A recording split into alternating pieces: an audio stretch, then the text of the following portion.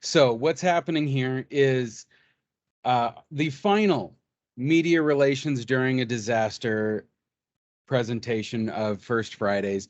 We've been running this series throughout the summer to kind of coincide with hurricane season here in Hawaii and close to the disaster season for around the region here. It's not exact, but we're trying to get there. Um, so what we're going to do is a quick rundown of the wind down and aftermath of a disaster response. This episode could be a little bit of a short one, and that's totally fine. We are talking about the wind down, and it is ironic that we are doing this when so many of our fellow volunteers are deployed right now. So they're out there living exactly what we've been teaching. And to that end, we might have just a rather quick presentation for everybody tonight, and I'll give you back to your weekend as soon as I can. But let's jump into this for now. And once again, if I could ask everyone to go on mute and close your cameras for the moment, we will open everything up in the talk story section that's coming up in just a little bit. Okay, first up, just some basic housekeeping.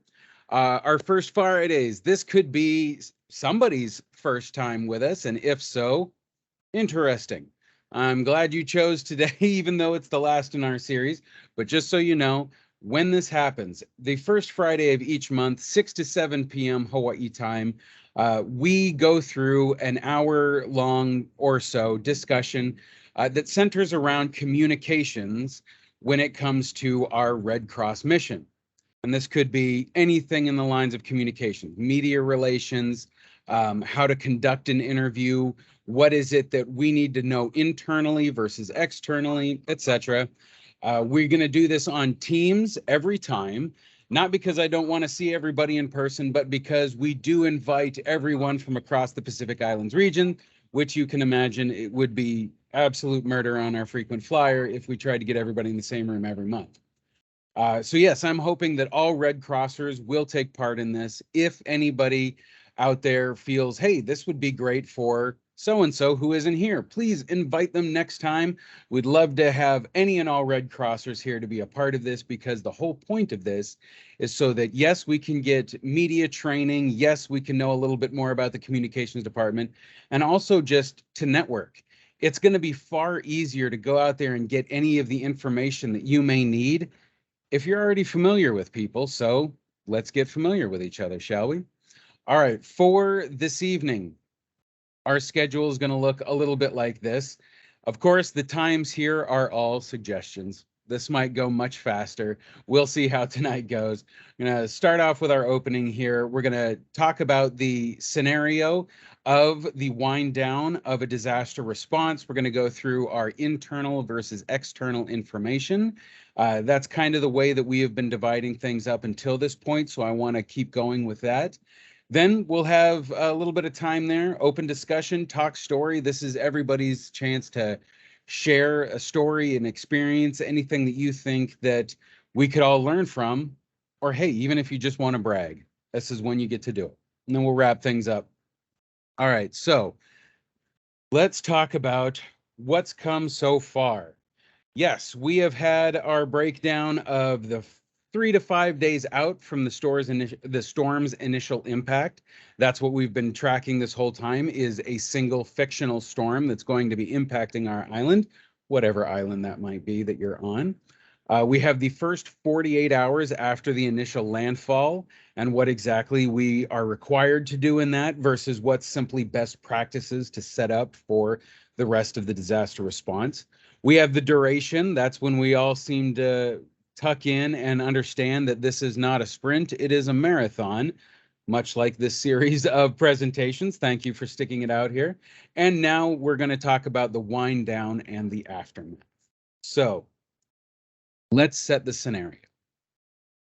I'm going to start off with the quote from the great Yogi Berra: "It ain't over till it's over."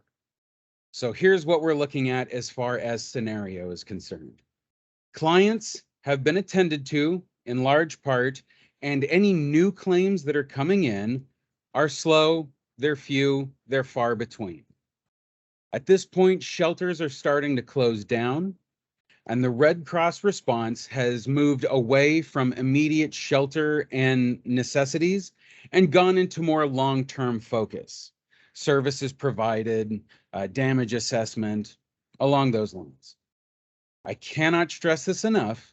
This is not the time to go on cruise control, because we are starting to receive a little bit more of that oh so precious gift on any DRO, which is time, but we cannot waste that gift.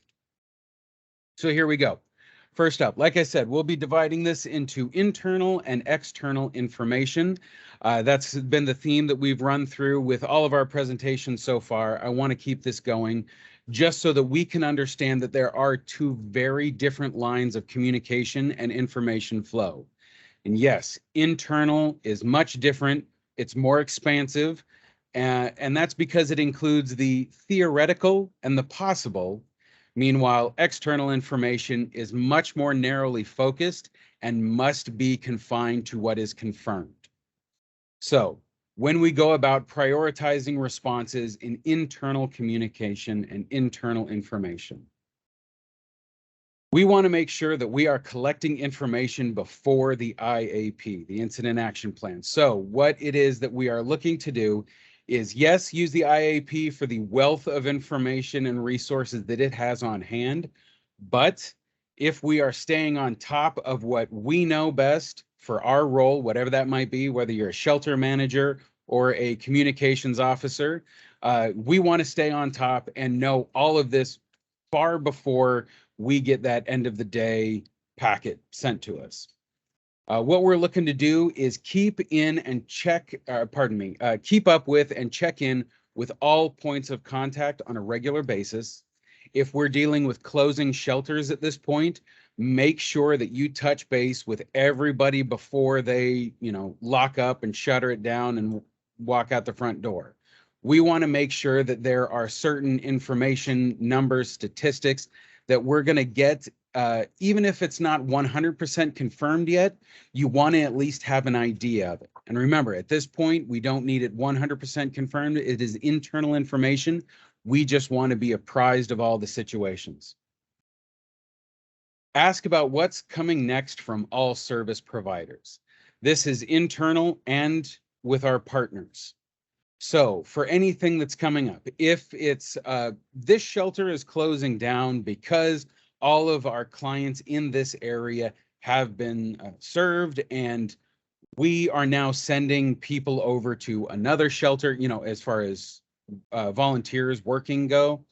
If you find out that, okay, we're no longer providing X, Y, and Z at this shelter because of A, B, and C reason, make sure that you get that information. If it's moving on where it's like, okay, we're done providing snacks at this area, or this is, as of today, this is no longer going to be an overnight shelter. We're going to be closing it down. We need to direct people. Should somebody pop up and say, I still need a place, where can I go? All of these pieces of information, that's what you need to find out. What comes next? It also helps from a volunteer standpoint. Maybe somebody's been working in the shelter throughout the entire response, but they're about to switch roles. They have a couple days left on their deployment, or maybe they're just like, hey, I'm not done helping. I want to go back out. I'm going to switch over from shelter associate to damage assessment.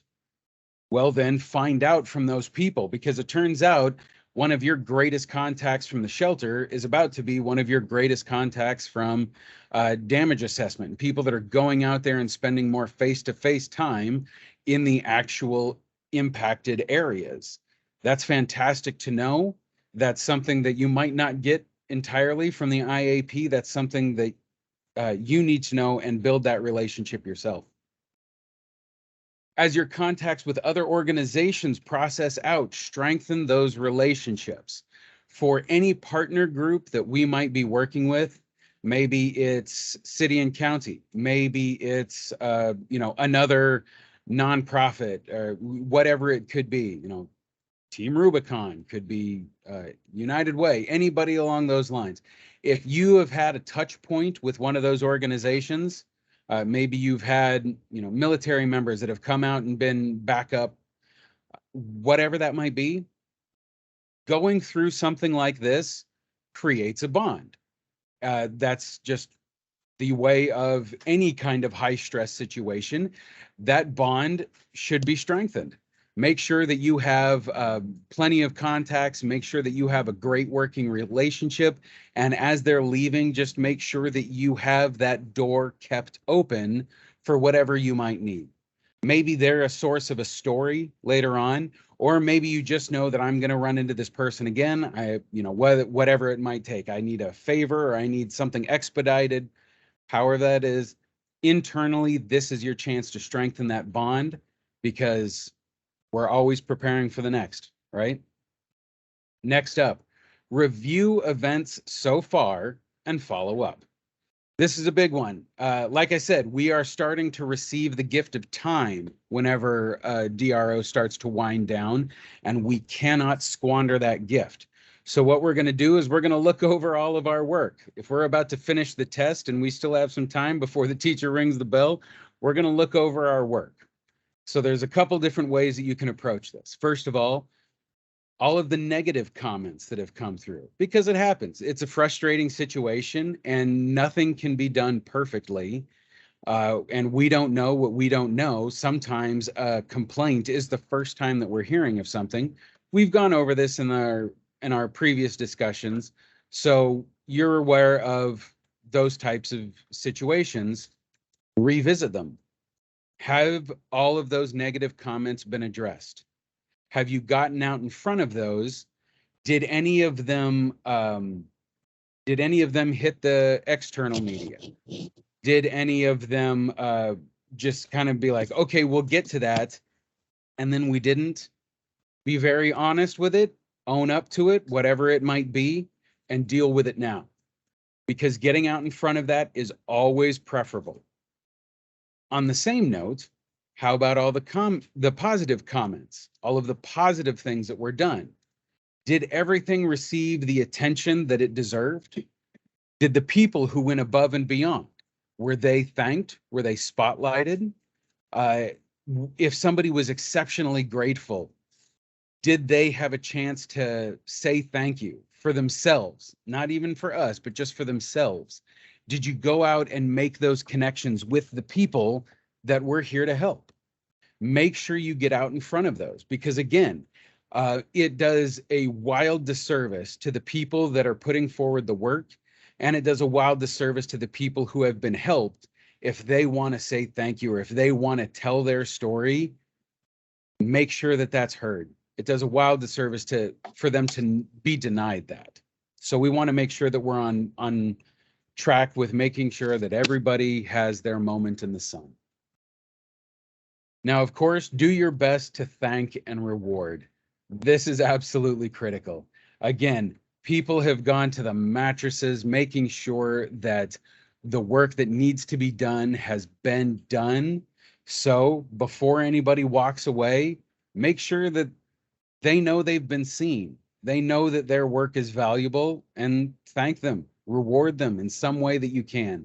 Internally, this goes so far, just to create that extended atmosphere of goodwill, and again, preparing for the next one. It's going to make sure that somebody is more than willing to come back and help again, because the community needs them, we need them, and hopefully they understand how valuable they are. All right. Now we are going to go ahead. Yeah, that's so very important on what you just said. Mm-hmm. People always remember two things in their life. They remember when they were ignored and not treated with respect. And they always remember when they were thanked and treated with respect. Exactly. And there is a rather pessimistic way of looking at so many review type of structures, especially online nowadays, where it's like no one says how great of a time they had the 9 times out of 10, but they'll sound off and, you know, sound the horns and all of that if they had one bad experience. So what you need to do is pay attention to all 10 of those times. Yes, make sure that that complaint is heard, registered, and dealt with. Make sure that you, whatever it might be, apologize, fix the situation, do whatever needs to be done. But those 9 times when something great happens, don't ever be silent on that. Don't ever take for granted that, well, this is the way things are supposed to be. Things worked out. That's how it's supposed to happen. So I'm not going to go out of my way to do something to, you know, cheer people on for what should happen. No, no, no, no, no. That's the wrong way to think about it. They've gone out of their way to make sure that this happened correctly. It does not matter. We want to say thank you because, yes, Dan, that is absolutely correct. People will remember that, and we want to make sure that that impact that we have is a positive one, because we'll turn around that 1 time out of 10 that might be negative, and we will lock down and hold on to those 9 times that are positive, because we have that kind of talent, and we want to say thank you for bringing that talent to help us and the community. All right, so we're going to switch over now. We're going to talk about external information. Again, this is the part that gets narrowed down. This is what goes out, whether that is traditional media, radio, TV, print, or new media like social media, Facebook, Instagram, TikTok, whatever it might be. So here is where I repeat the thing that I've been preaching for the past several months. What has been confirmed? That is, of course, our guiding light. That is our Bible as far as what is it that we are going to make sure gets out into the world. So always filter it through that lens, and then start going through whatever provides value to people. Anybody out there in the community who needs to know this information. For example, services that are no longer available. If shelters are closing, if government partner services are changing at all, if any of our nonprofit partner services, if those are changing as well, make sure people know that. Make sure that people are not surprised by, you know, if they show up somewhere like, oh, I hadn't heard about this and I had no access to that information. That's on us to make sure we get that covered as much as possible. Make sure that information gets out there. What services are ongoing? Here is where we have that misinformation that we are constantly railing against. Once upon a time, I brought this up about people don't know everything that the Red Cross does. If you say Red Cross to the average person, they immediately think shelter in time of a storm. That's great, but that is not all encompassing to what we do. Each and every one of you knows that. So that misinformation that we're battling against is just the fact that people don't have all of the information. So we want to provide that. People know that, okay, so we worked in the shelters. We made sure that everybody had a cot and a place to stay and a roof over their head and walls, and great, fantastic. They might have no idea that we also do follow-up care, mental health services, that we are out there doing damage assessment, that we are actively out there. We don't just immediately say, okay, well, thanks for spending the night with us and you're gone. That's not how this works, right? We're here in the care business as well. So that is what we're looking to make sure people know. Let everyone know that we are still out there. Explain what it is that we are doing, because most people simply do not know. The next thing that we're going to do is we're going to start, or we're going to continue, collecting stories. Stories are, quite simply, the most powerful tool that we have.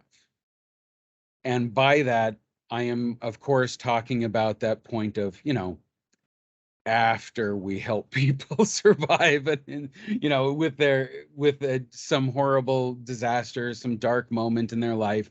Of course, having a place to go, that is primary.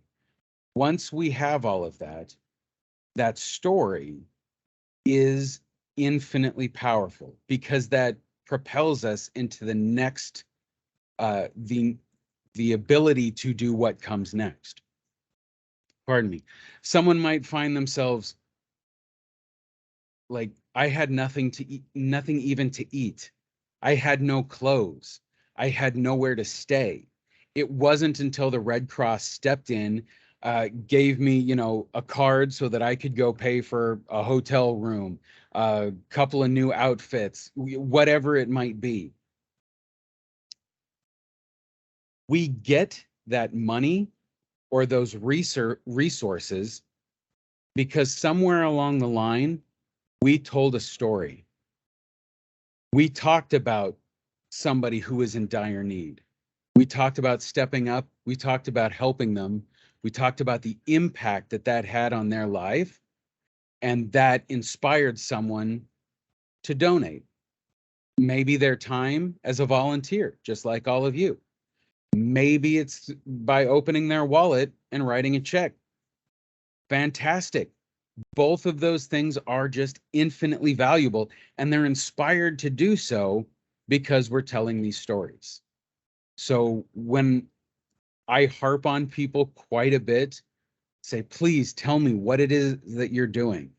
Just, I know it might seem completely boring. You know, oh, well, all I did was, you know, I packed up some food and I handed it out, or all I did was make sure that, you know, people got checked in to the shelter. That's really all that happened. No, no, think about that from the other end. Someone who had to walk away from their home knowing full well that this might be the last time they ever see it and everything inside of it. You were the person that they saw welcoming them into a safe haven.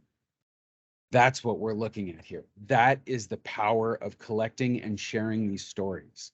So thinking about it in those terms, what is it that we're looking to collect? Long form pieces, stills, videos, testimonials. This could be, again, from the perspective of one of our volunteers. This could be from a perspective of someone that we're helping. We could be getting short form pieces, powerful moments. So a longer form piece might be, this is why I volunteer. These are the moments that have really defined my volunteer relationship with the Red Cross. I saw the look in someone's face when I, you know, made sure that they had money to stay at a hotel after their house burned down. Then I saw the look on someone's face when they showed up holding everything they owned at a shelter and it was all soaking wet. A short form piece might be one person saying, I just lost everything in when my house caught on fire. That is that one initial singular impactful moment. It's going to become more of a short form piece. It is that one captured moment. And I'm talking about these different types of long form, short form, ways to tell the story, because this can be incorporated with their recovery. Again, we do not look to exploit on any of this. That is not what we're out there to do. There are quite a number of people where sharing their experience is cathartic. It's therapeutic to them on some level. It helps you process something if you can say it out loud and talk to somebody about it. This can be incorporated into that. This is what will actually help them deal with it. It gives them a certain level of power and ownership over the incident. And as anybody out there who has been through such a traumatic disaster as this, you know that that feeling of powerlessness can be rather overwhelming. If you can gain some ground on that front in any way, that is a powerful step. Now, again, this is best case scenario. Plenty of people are not ready to. So don't force it, of course. If they say, can we talk later? Talk later. Get their information. We'll circle back around. At the wind down point, you'll find it easier to talk to people because people are just almost scary in their ability to adapt to new situations. So if that initial impact happens, at some point they'll be like, I'm ready to talk about it now. It might have only been a day or two since the actual event occurred, but they're like, I'm ready to talk about it now. So check back in. Don't force, and certainly don't put any pressure, but let it happen. I think you'll be surprised at how often it helps people again take back the power that they feel like they've lost. Pay extra attention in responding to questions of both service and perception. This all circles back around to fighting off misconceptions and misinformation. This is our moment to make sure that we control the tone of what's being said. Again, not in a manipulative sense of no, we're going to spin doctor this.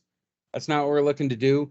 We are looking to show a level of transparency and honesty as far as what we do, because we are here to help. That is the key point. It is a genuine drive of everything that is done in a Red Cross response. And so let that come out. So pay extra attention to stories of service, both in what's provided, who receives it, and who is providing it. Perception. Is it positive? Is it negative? How can we address those and use those to improve so that next time we can move past and eliminate any negative aspects, and we can bolster up and continue to lift any positive ones? That's what we're looking for. Again, as more and more time is afforded to us at the end and the wind down of any of these disaster responses, this is our chance to go back over and double check the work. That's the most critical thing. So you'll also find that on the wind down, up until this point, you've probably had media looking to reach out to you quite a bit, because it's an obvious story for them. The storm's on the way. Red Cross, what are you doing? The storm is hitting. Red Cross, what's happening? All right, we're in the thick of what's happening and the response is going on. Okay, Red Cross, what are you doing? But towards the end, in the ever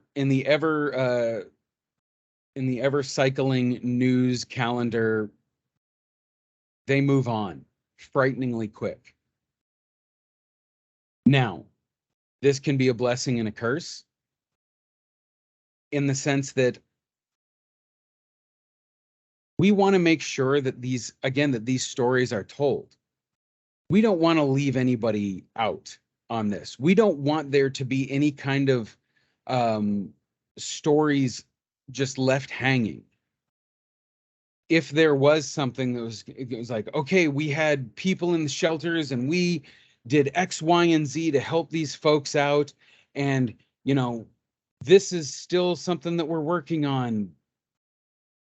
Homes have been blocked off by a landslide and they haven't been able to get back yet. If the news moves on without us providing some level of closure, that just creates a perception that the community is left to wonder, well, what happened? Where's the Red Cross? Did the job get left unfinished? Here's the crazy part. They might not even realize that they're thinking that. So we need to make sure that there is a bookend to whatever it is that we're doing. We need to make sure that at the very least, we can't control the media, obviously. We can control what we put out there on social media, obviously, our own accounts. But when it comes to traditional media, we might not be able to control it, but we can exert our influence and offer up that level of information to make sure that we are doing everything we can to get that out there. And that's what we're looking to do at this point. That's why I say you can't just go into cruise control. There is still some work left to be done, and you want to make sure that everything is nicely tied up at the end.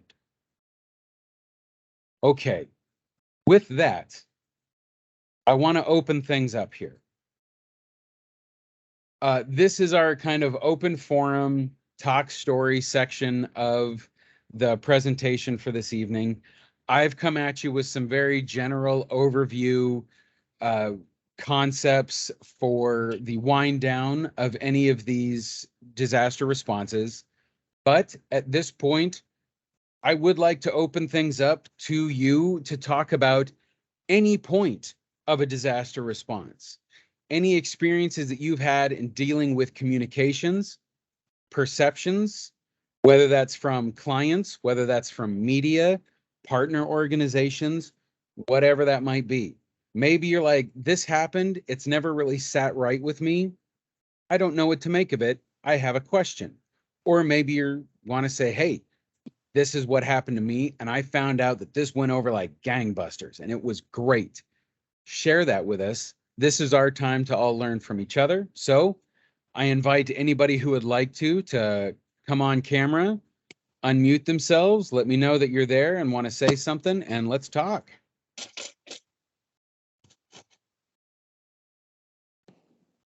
Yeah, this is Dan from out here in Guam. Mm-hmm. And I'm not sure if my camera's, let me see, I hit it only. It should be on. There we go. Hey, hi, Dan. How are you? I'm doing just fine. Life is good. I'm down here at the ARC chapter now. I just came from, we got not lucky, but responded to what we thought was a house fire, but it was unoccupied. So that part was good. Hey, that's good.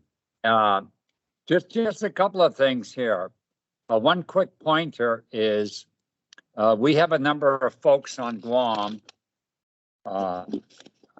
within, I wouldn't say a number, but a lot of the house fires that we respond to, the elderly, that's the head of the household, they don't speak that much English. Mm. And so we're, whether they're, because you have your different languages, you have those that speak Chuukese, those that speak Palau, those that speak, Tagalog, et cetera, right?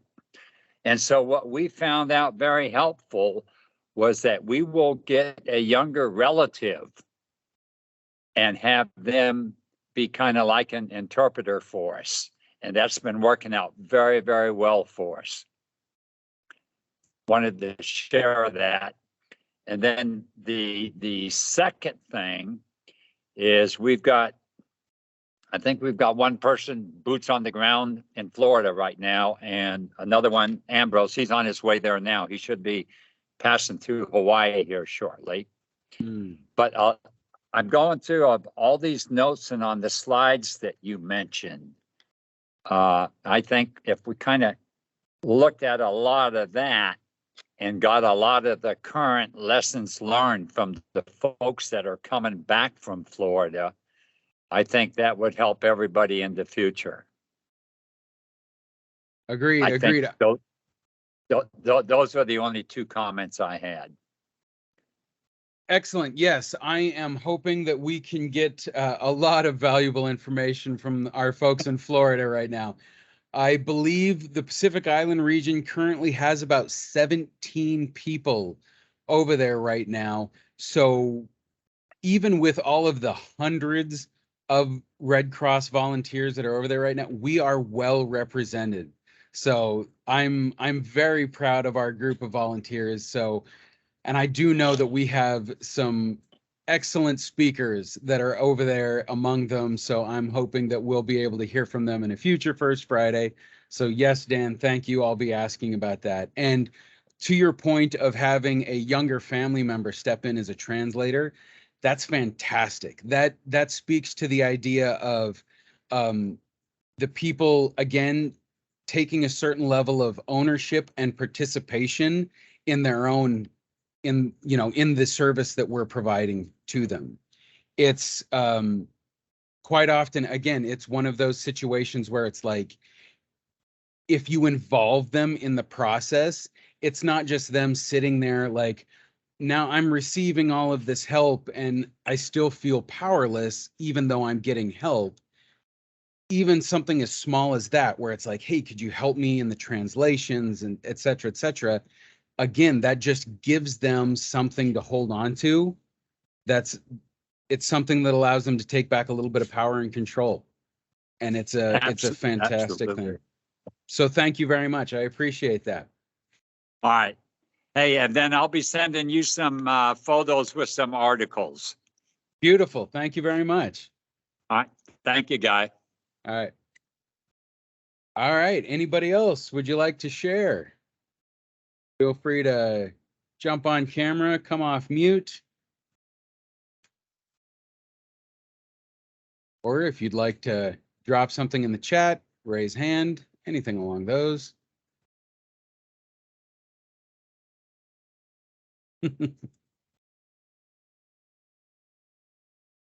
Right.